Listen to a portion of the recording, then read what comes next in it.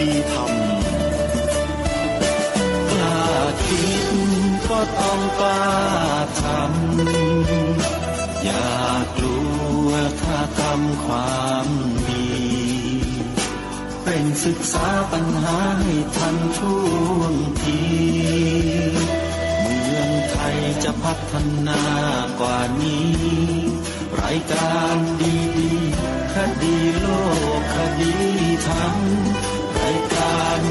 ดีๆคดีโลกคดีธรรม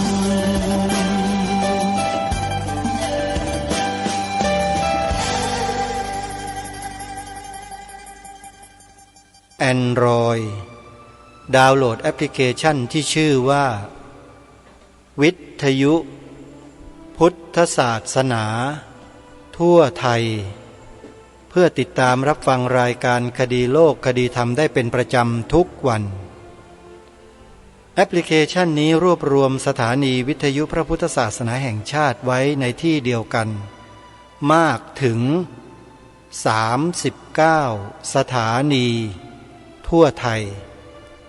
ท่านสามารถเปิดรับฟังได้อิสระวันนี้รายการคดีโลกคดีธรรมก็จะมาปรารภถึงสถานการณ์ของบ้านเมืองของเราที่กำลังคืบคลานเข้ามาแต่จะเป็นไปได้หรือไม่มันก็ขึ้นอยู่กับเหตุปัจจัยหลายๆประการเหตุการณ์บ้านเมืองของเรานั้นถ้าไม่มีการเมืองไม่มีนักการเมืองที่ทุจริตผิดศีลบ้านเมืองเราก็สงบร่มเย็นแต่ที่ไม่สงบไม่ร่มเย็นก็เพราะมันมีสิ่งตรงกันข้ามเพราะฉะนั้นเราจะอยู่อย่างไรกับสถานการณ์ที่เป็นไปเช่นนั้นก็ให้ศึกษาดูตัวอย่างในอดีตที่เคยเกิดขึ้นแล้วเราก็ผ่านมันมาได้ทุกครั้งเราก็ใช้ความสามารถความอดทนความรู้ความเข้าใจของเราเพื่อจะอยู่กับสิ่งเหล่านั้นต่อไปให้ได้เราคงไม่สามารถไปหักห้ามยับยั้งไม่ให้เหตุการณ์อะไรเกิดขึ้นในบ้านเมืองได้เราห้ามไม่ได้แต่สิ่งหนึ่งที่เราสามารถกระทำได้ในระดับของประชาชนของเราเนี่ยเราไม่กระทำกันเองเราสามารถช่วยกันระวังป้องกันได้การป้องกันไม่ได้หมายความว่าจะไม่ให้เหตุการณ์เกิดเหตุการณ์ยังไงมันก็เกิดแต่เราประชาชนต้องระมัดระวังป้องกันตนเอง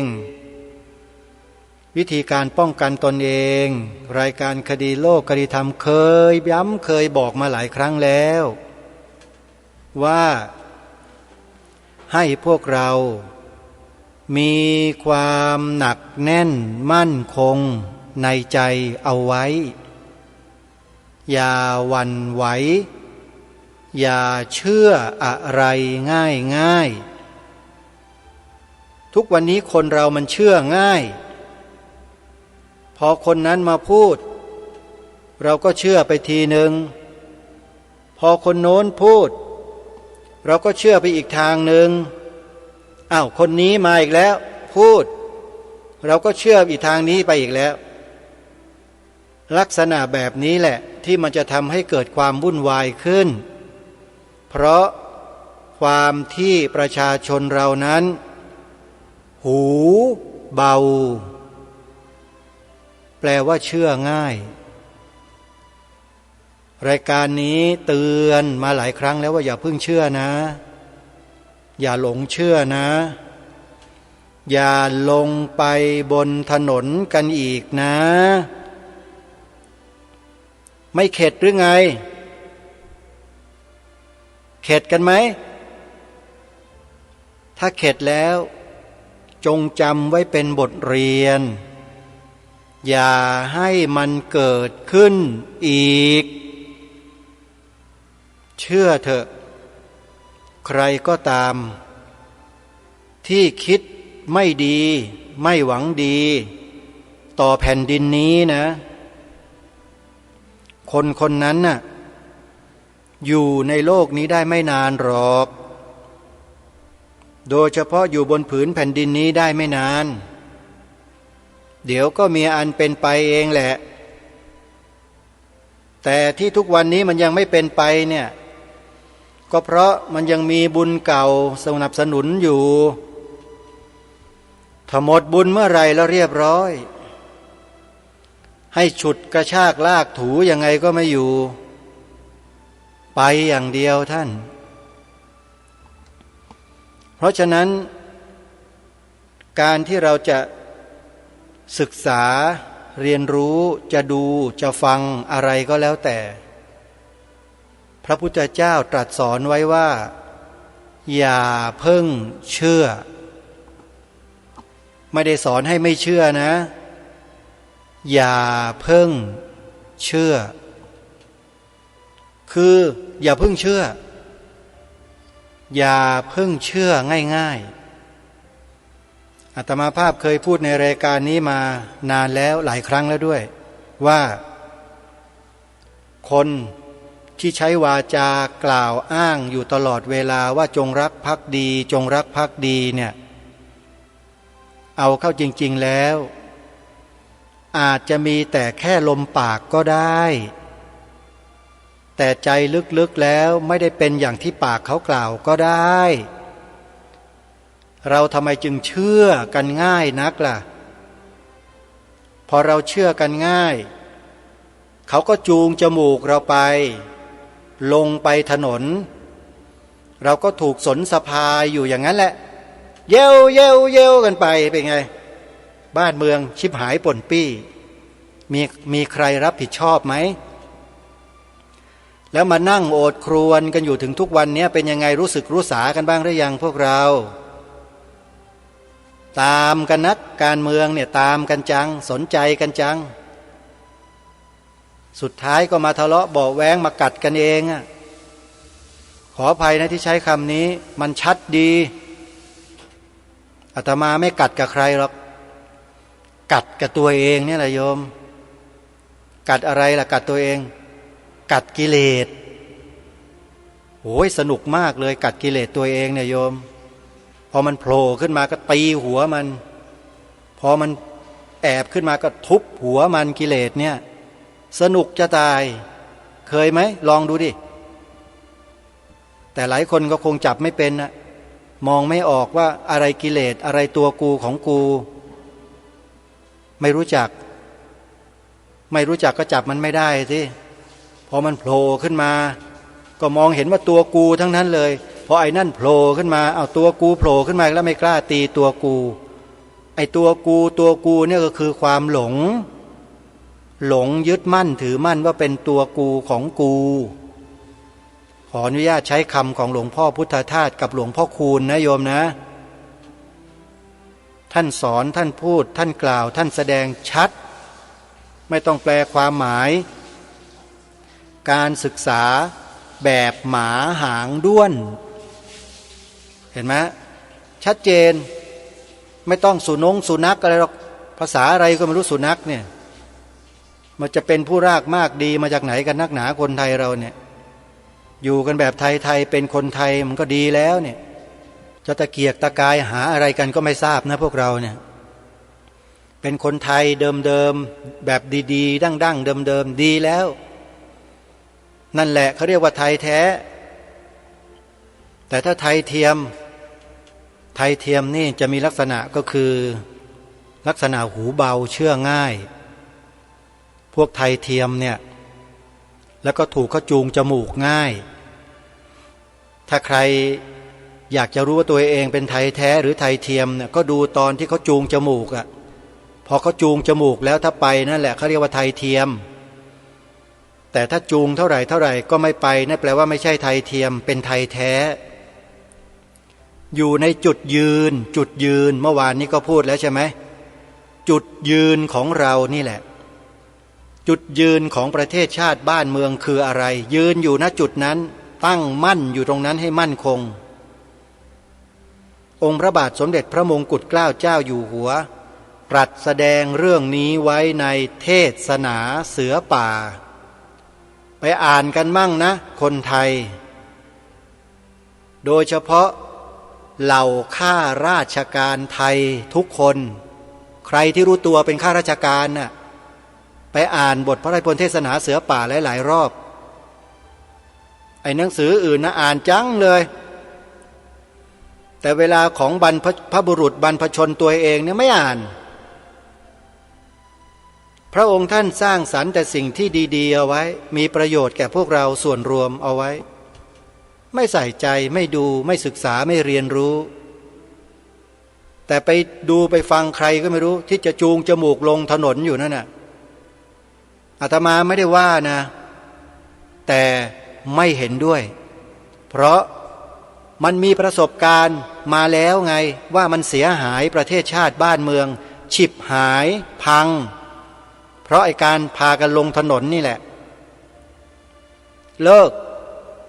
อย่ามีอีกถ้าจะมีไม่ใช่กรณีการเมืองฟังให้ดีนะโยมถ้าจะมีการลงถนนครั้งใหญ่ไม่ใช่การเมืองแต่เป็นเรื่องความมั่นคงของประเทศชาติ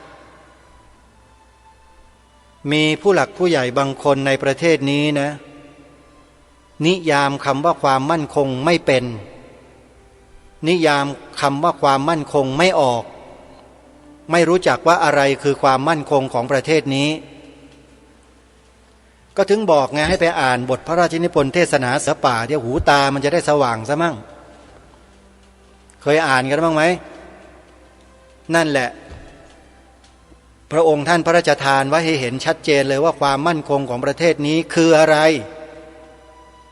แล้วข้าราชการอย่าถามนะอย่าถามว่าคืออะไรความมั่นคงเนี่ยสถาบันที่พระองค์ท่านตรัสยืนยันเอาไว้ชัดเจนว่าจะทำให้เกิดความมั่นคงถ้าสถาบันนี้มั่นคงนั่นก็คือสถาบันพระพุทธศาสนาและสถาบันพระพุทธศาสนาจะมั่นคงได้นั้น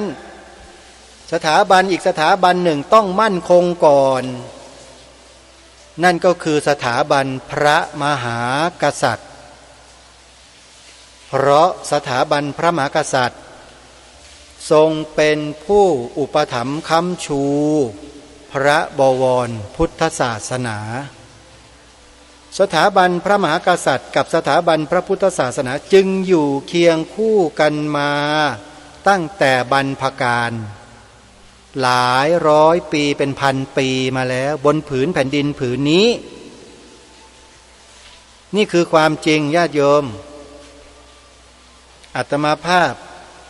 มีหลักฐานที่องค์พระมหากษัตริย์พระองค์หนึ่งตรัสไว้ชัดเจนนั่นก็คือสมเด็จพระนารายณ์มหาราชญาติโยมองค์สมเด็จพระนารายณ์มหาราชทรงถูกพวกฝรั่งเศสรุกเข้ามาในประเทศเพื่อหวังจะยึดประเทศไทยให้เป็นอาณานิคมของเขาในรัชสมัยของพระองค์ท่านคือสมัยกรุงศรีอยุธยานะโยมฟังให้ดีแต่องค์สมเด็จพระนารายณ์มหาราชนั้นมิทรงยอมและพระองค์ก็ทรงปฏิเสธกษัตริย์แห่งกรุงฝรั่งเศสไปแบบละมุนละม่อมไม่กระทบกระเทือนพระทัยของพระองค์ท่าน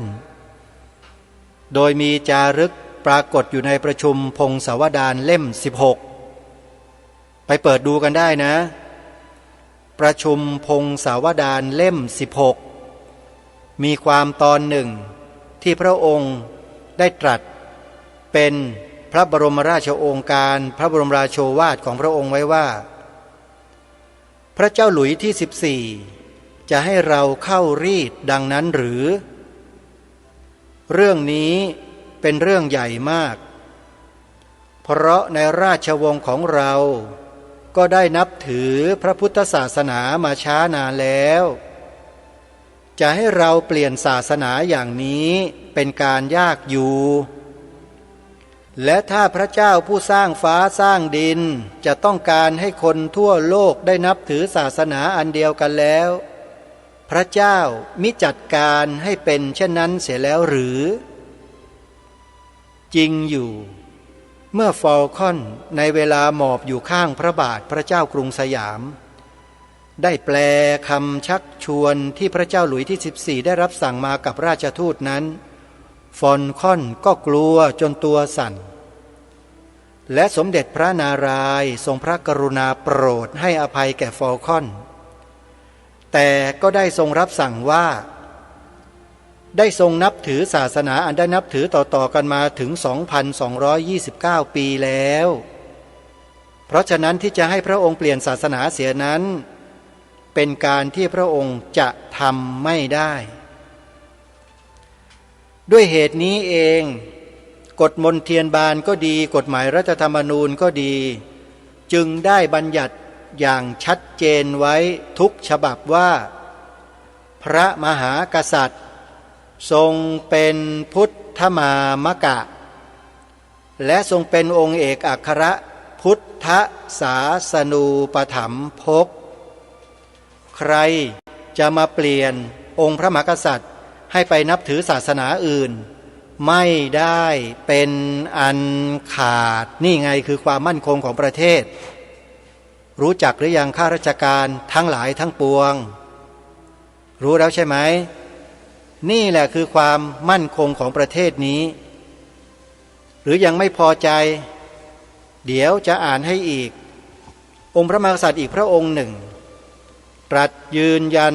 เรื่องนี้ไว้ชัดเจนอย่างมากๆมาถึงกรุงรัตนโกสินทร์รัชสมัยของพระบาทสมเด็จพระมงกุฎเกล้าเจ้าอยู่หัวรัชกาลที่6เมื่อพระองค์เสด็จขึ้นครองราชย์ทรงตั้งกองเสือป่าขึ้น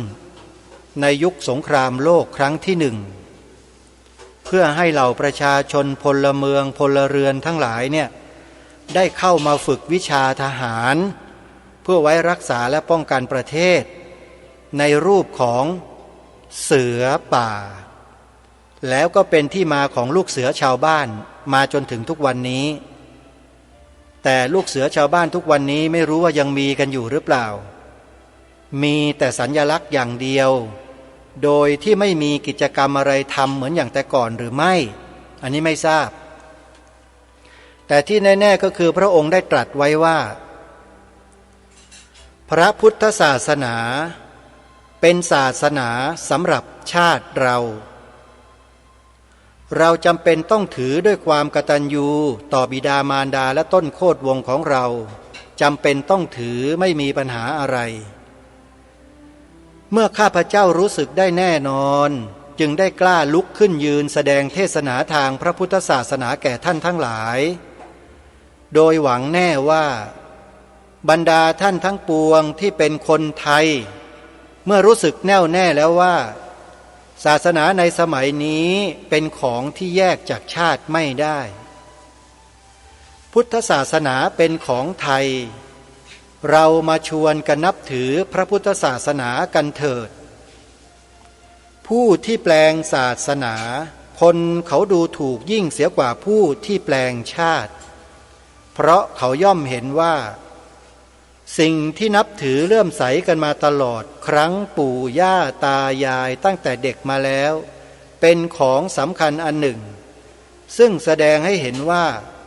คนนั้นมีความสัตย์มีความมั่นคงในใจหรือไม่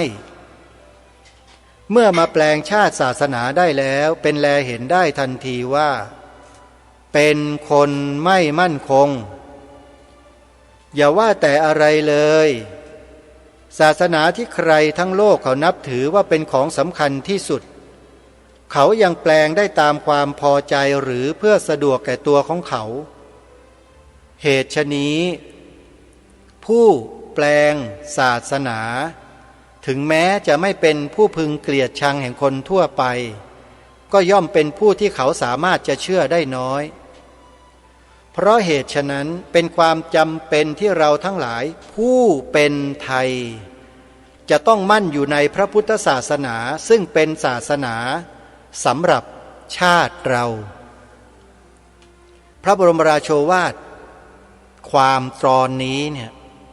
บ่งบอกถึงความมั่นคงของประเทศขึ้นอยู่กับความมั่นคงของพระพุทธศาสนาไม่ใช่ศาสนาอื่นนะ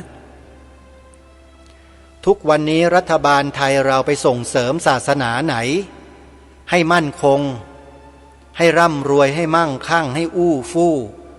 ให้กินหมีอิ่มหมีพีมันศาสนาไหนโยม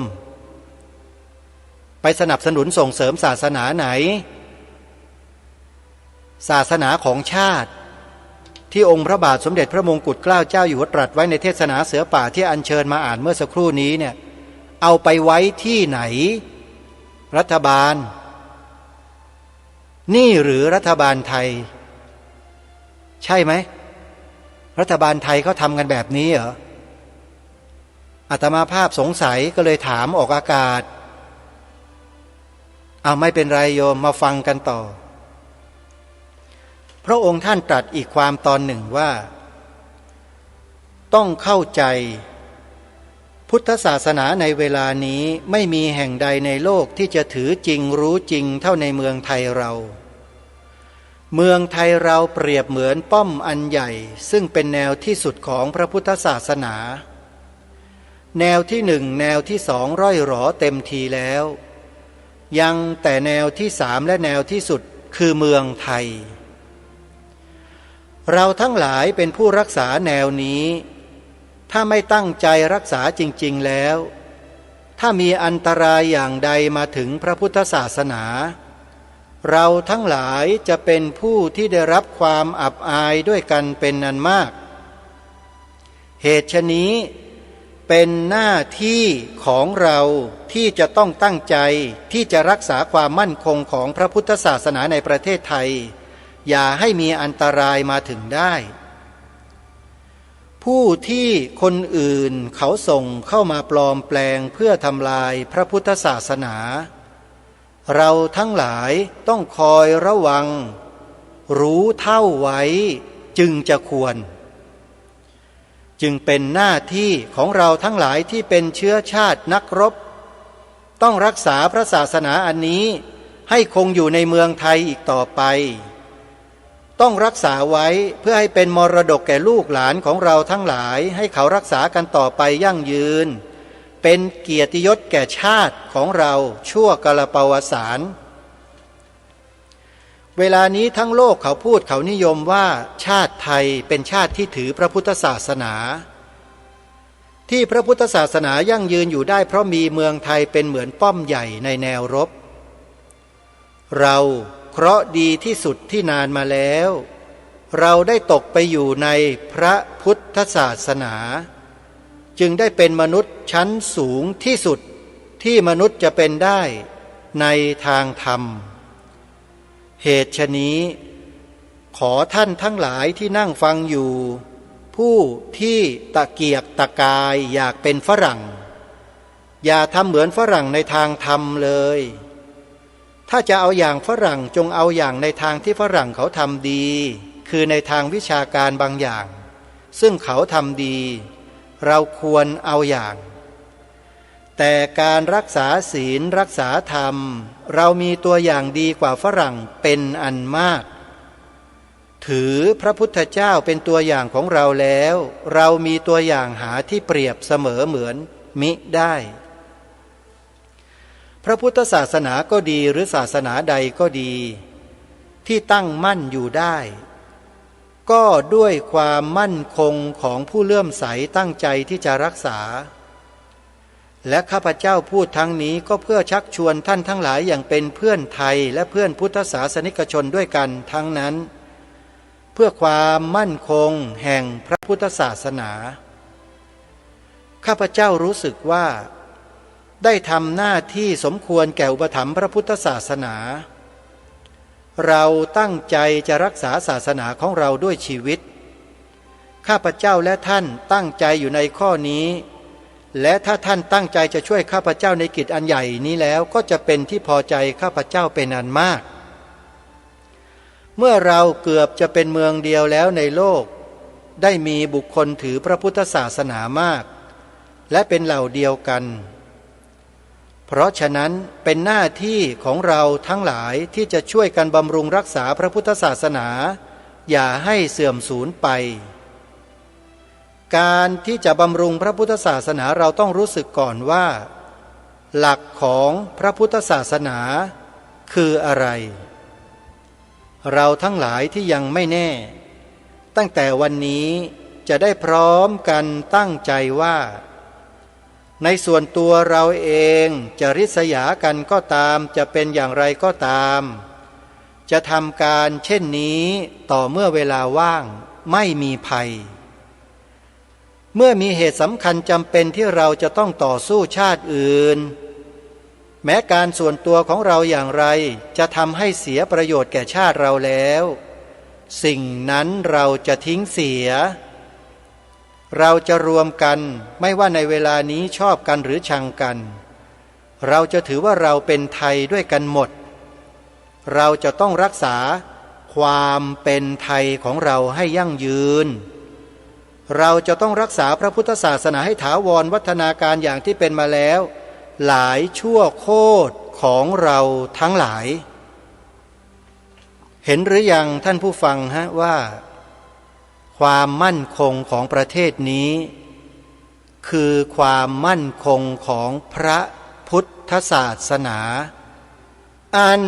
เป็นศาสนาประจำชาติไทยของเราเพราะฉะนั้นการส่งเสริมพระพุทธศาสนาก็เท่ากับการส่งเสริมความมั่นคงของประเทศชาติบ้านเมืองแล้วรัฐบาลไทยที่ผ่านมาไปส่งเสริมศาสนาไหนไปอวยศาสนาไหนอยู่ภาพมันปรากฏหลักฐานมันปรากฏอยู่ว่าแล้วจะให้พูดยังไงล่ะให้พูดโกหกไงโกหกไม่ได้พูดความจริงไอ้ธนาคารบางธนาคารที่มันเจ๊งแล้วเจ๊งอีกเจ๊งมันทุกปีตะบันเจ๊งอยู่นั่นน่ะยังเอาเงินไปอุดรักษากันไว้เพื่อพระแสงด้ามงาอะไรกันอยู่จริงไม่จริงเวลาชาวพุทธเสนอขอตั้งธนาคารพระพุทธศาสนาบ้างไม่ให้ปฏิเสธคัดค้านต่อต้านมันคืออะไรล่ะเวลาเราเรียกร้องให้บัญญัติไว้ในรัฐธรรมนูญศาสนาพุทธเป็นศาสนาประจำชาติให้มันถูกต้องให้มันสมศักดิ์ศรีของความเป็นศาสนาประจำชาติไทยปฏิเสธคัดค้านมันหมายความว่าอะไรล่ะนี่หรือการส่งเสริมการยอยกพระพุทธศาสนาของเหล่าบรรดาผู้ที่อยู่ในอำนาจมันใช่เหรอเพราะฉะนั้นท่านผู้ฟังพี่น้องคนไทยเราทั้งหลายทั้งปวงเราเนี่ยเลิกเชื่อคนพวกนี้เสียทีเถอะ Back to basic Return กลับมายืนอยู่บนจุดยืนของเรากันเถอะองค์พระมหากษัตริย์ไทยในอดีตมีองค์พระบาทสมเด็จพระมงกุฎเกล้าเจ้าอยู่หัวรัชกาลที่6เป็นต้นที่ทางรายการได้อัญเชิญพระบรมราโชวาทของพระองค์ท่านขึ้นมากล่าวเมื่อสักครู่นี้เป็นเครื่องยืนยันเป็นหลักฐานเพียงพอไหมหรือว่ามีใครในประเทศนี้คิดจะต่อต้านสิ่งที่พระองค์ตรัสและปฏิเสธในสิ่งที่พระองค์ท่านตรัสมีไหมถ้ามีเสนอหน้าออกมาออกสื่อมาเลยประกาศออกมาอาตมาภาพนี่ท้าให้ทุกคนเนี่ยประกาศตัวตนออกมามันก็ไม่กล้าเพราะพวกนี้เป็นพวกอีแอบมันแอบทำลายประเทศชาติบ้านเมืองอยู่โดยที่ไม่ให้คนไทยรู้ แต่คนไทยที่มีปัญญาเนี่ยเขารู้นะโยมอาตมาภาพก็ไม่ได้โง่นะโยมบวชมาในพระศาสนานี่มาบวชเรียนนะโยมไม่ใช่มาบวชผลาญเข้าสุข30 กว่าปีชีวิตของนักบวชที่อาตมาภาพผ่านมาเนี่ยศึกษาเรียนรู้ไม่ใช่มานั่งฉันอิ่มเอนเพนนอนอะไรอย่างที่เขาว่าไม่มีเลยชีวิตนี้ทุ่มเทให้กับพระศาสนาทุกกรณีที่ทำได้ซึ่งหลายๆท่านที่ฟังรายการอยู่ก็รู้ดีที่ผ่านมาเนี่ยอาตมาออกไปต่อสู้เพียงใดขนาดไหนด้วยจิตใจที่บริสุทธิ์ไม่มีนอกในอะไรทั้งสิ้นกับใครทั้งนั้นทำหน้าที่ด้วยความซื่อตรงไม่ได้ยกหัวชูหางตัวเองนะเพราะมันไม่มีหางโยมอาตมาไม่ยกหรอกพูดความจริงจัดรายการวิทยุมัวแต่มาพูดอย่างนั้นอย่างนี้อยู่ไปพูดทำไมอาตมาไม่สามารถที่จะไปพูดอย่างนั้นได้หรอกเมื่อสถานการณ์ต่างๆของบ้านเมืองมันยังไม่สงบเนี่ยก็ต้องมาพูดชักชวนพวกเราคนไทยทุกคนเนี่ยให้กลับมาสู่จุดยืนของเรากันเองอย่าไปให้ใครเขาจูงจมูกลงถนนกันอีกนะบ้านเมืองมันจะป่นปี้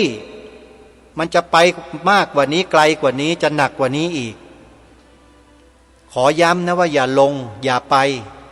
อยู่ในที่ตั้งแล้วดูผู้บริหารบ้านเมืองที่เขาเข้ามาเนี่ยทำหน้าที่เฝ้าระวังกันนี่แหละคือหน้าที่ประชาชนเฝ้าติดตามดูการทำงานของรัฐบาลดิว่ารัฐบาลเนี่ยก็ทำงานแล้วประชาชนเราเนี่ยมีความอยู่ดีกินดีพอสมควรไหมไม่ต้องอยู่ดีเลิศหรอก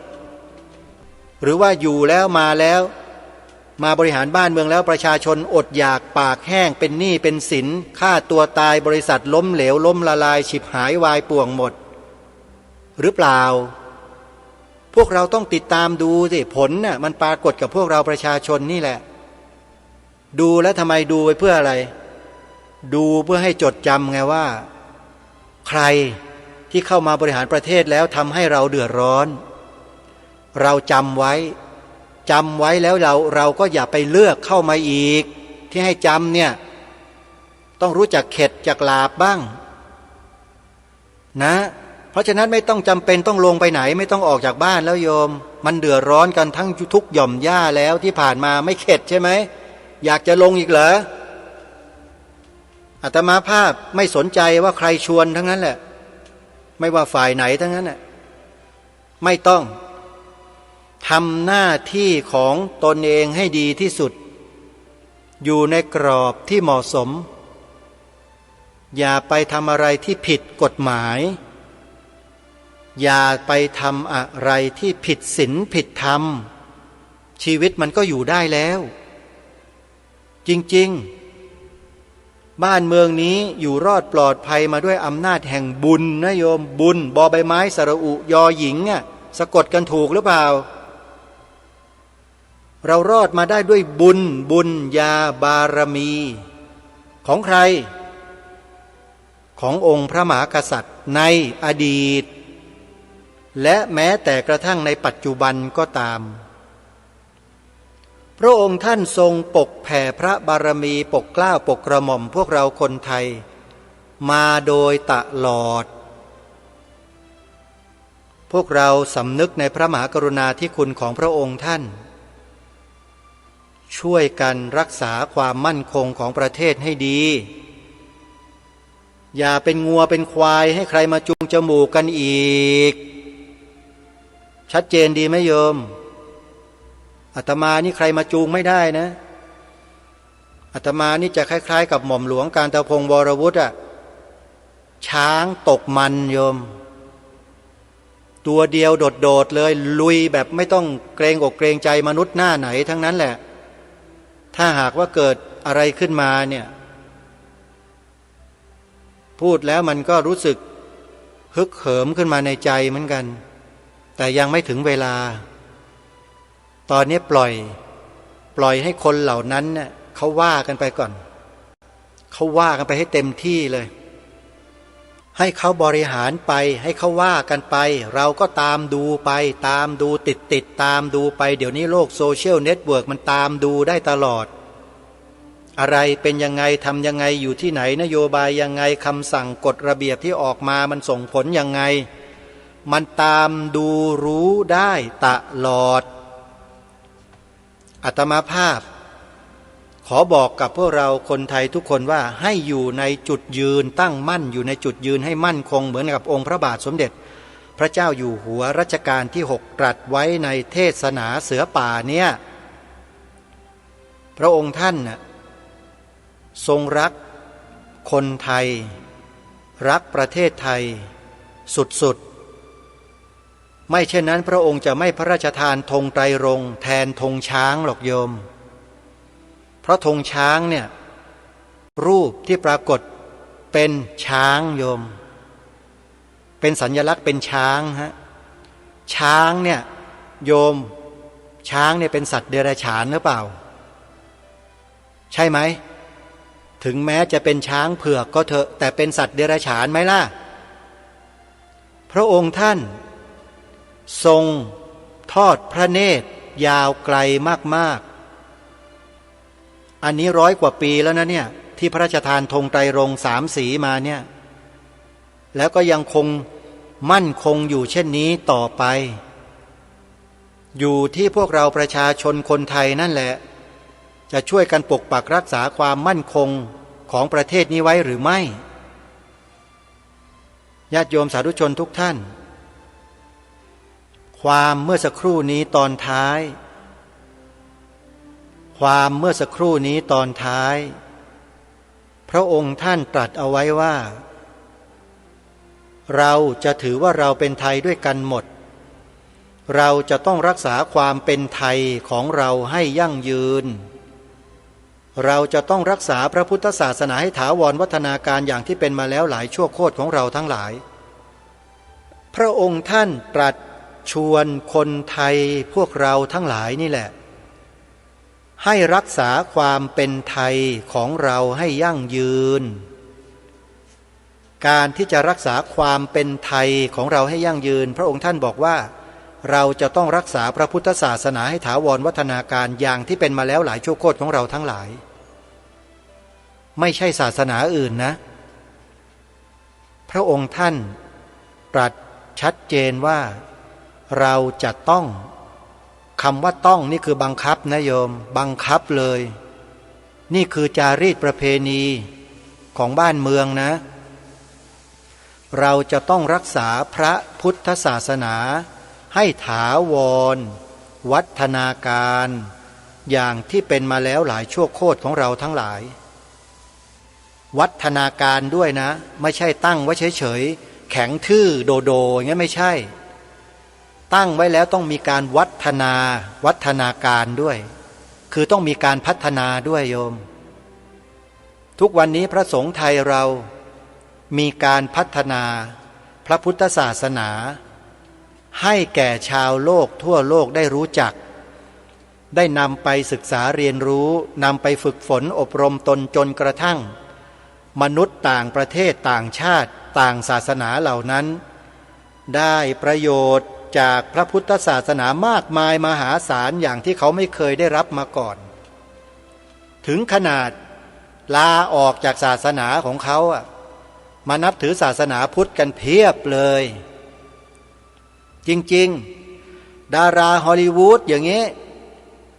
นักแสดงนักร้องระดับโลกนักฟุตบอลระดับโลกนักแสดงระดับโลก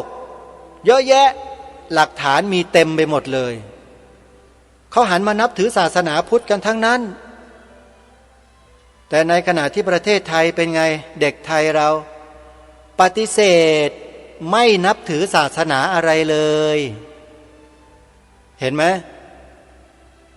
อย่างนี้ถ้าไม่เรียกว่าถูกจูงจมูกแล้วจะเรียกว่าอะไรแต่เด็กพวกนี้ไม่ยอมรับหรอกเขาบอกว่าเขาเป็นตัวของตัวเอง เขาจะยืนด้วยขาของเขาเองเขาไม่จำเป็นที่จะต้องมีศาสนาใดๆเขาดูแลตัวเองเขาได้โยมว่ามันจะรอดไหมโยมเด็กๆเยาวชนเจเนอเรชั่นใหม่เนี่ยที่คิดกันแบบนี้โยมว่ามันจะไปรอดไหมรอดไหมโยมก็ลองดูกันสักตั้งหนึ่งก็ถึงบอกพวกเราไงว่าลองให้เขาบริหารประเทศนี้ดูปล่อยเขาอย่าไปคัดค้านอย่าไปต่อต้านเราเนี่ยพวกเราเนี่ยมายืนกันให้มั่นคงในจุดเนี้ยแล้วเฝ้าดูไงอย่างอาตมาเนี่ยยืนอยู่บนจุดเนี้ยมาตั้งนมนานแล้วรัฐบาลเกิดรัฐประหารเกิดการแบ่งแยกเกิดการทะเลาะเบาะแว้งประชาชนแบ่งแยกตีกันทำลายล้างกันเหลืองเหลืองแดงแดงเนี่ยผ่านมาหมดแล้วแล้วก็ไม่ได้อยู่ฝ่ายใดทั้งนั้นแหละไปมันทั้งสองฝ่ายไปทำไมไปฟังดูที่มันพูดอะไรกันฟังแล้วเก็บข้อมูลมาประมวลใช้สติปัญญาสัมมาทิฏฐิที่เราบ่มเพาะมาจากคัมภีร์พระพุทธศาสนานี่แหละตำรับตำราปรมัตถธรรมนี่แหละอภิธรรมนี่แหละพูดกันตรงๆนี่แหละมาสังเคราะห์วิเคราะห์สถานการณ์ทั้งหมดด้วยคำพูดคำจาคำกล่าวหาใส่ร้ายป้ายสีซึ่งกันและกันอยู่เนี่ยมาประมวลดูศึกษาดูโดยไม่เข้าข้างใครเลยเพราะถือว่าทั้งสองฝ่ายนั้นกระทำการไปด้วยอำนาจของกิเลสทั้งนั้นเลยมันผิดมาตั้งแต่ต้นน้ำแล้วโยมดำริผิดนะฮะมันเกิดมาจากมิจฉาทิฏฐิแล้วมันก็ส่งมายังมิจฉาสังกัปปะมิจฉาสังกัปปะส่งมามิจฉาวาจามิจฉากรรมันตะมิจฉาอาชีวะมิจฉาวายามะมิจฉาสติไปสู่มิจฉาสมาธิมันเป็นมิจฉาทิฏฐิกันทั้งสองฝ่ายเลยแล้วจะไปเข้าข้างใครล่ะมันเข้าไม่ได้สัมมาทิฏฐิจะไปยืนอยู่ข้างมิจฉาทิฏฐิมันจะบ้ากันไปใหญ่แล้วโยมมันไม่ได้ทั้งสองฝ่ายโยมมีปัญญาพิจารณาแล้วคิดวิเคราะห์ไม่ใช่เชื่อให้เขาจูงไปที่ไหนกันอยู่ไม่ใช่ดูซิว่าการเมืองครั้งนี้จะมีใครถูกจูงจมูกบ้างอาตมาจะคอยดูอยู่จะมีสักกี่คนจะถูกจูงจมูกลงบนถนนอีกเนี่ยจะดูมีหน้าที่คอยดูอย่างเดียวแล้วก็นำมาประมวลมาคุยมาบอกกับท่านสาธุชนในรายการนี่แหละอาตมาภาพไม่ได้พูดธรรมะนะโยมแต่มันก็คือธรรมะนั่นแหละเพราะมันเป็นเรื่องของจิตเจตสิกรูปหนีไม่พ้นอาตมาหรอกโยมเพราะศึกษาเรื่องเหล่านี้มาครบถ้วนกระบวนความหมดแล้วหนีไม่พ้นใครว่าไม่ใช่ธรรมะไปดูในติกะ22โยมไปเสิร์ชหาดูใน Google นะติกะ22เดี๋ยวก็รู้เองศึกษากันบ้างดิเป็นพุทธบริษัทเป็นคนไทยไม่ศึกษาสิ่งเหล่านี้เสียชาติเกิดกันเหลือเกินพวกเรานี่เนาะเดี๋ยวจะให้ศึกษากันที่ไหนโรงเรียนที่ไหนเขามีเดี๋ยวจะบอกในวันต่อไปแล้วกันนะวันนี้เวลาของรายการหมดญาติโยมต้องขอสมมุติยุติรายการไว้แต่เพียงเท่านี้พบกับรายการได้ใหม่ในวันพรุ่งนี้ขอความสุขสวัสดีจงมีแด่ท่านผู้ฟังทุกท่านทุกคนเทินขอเจริญพร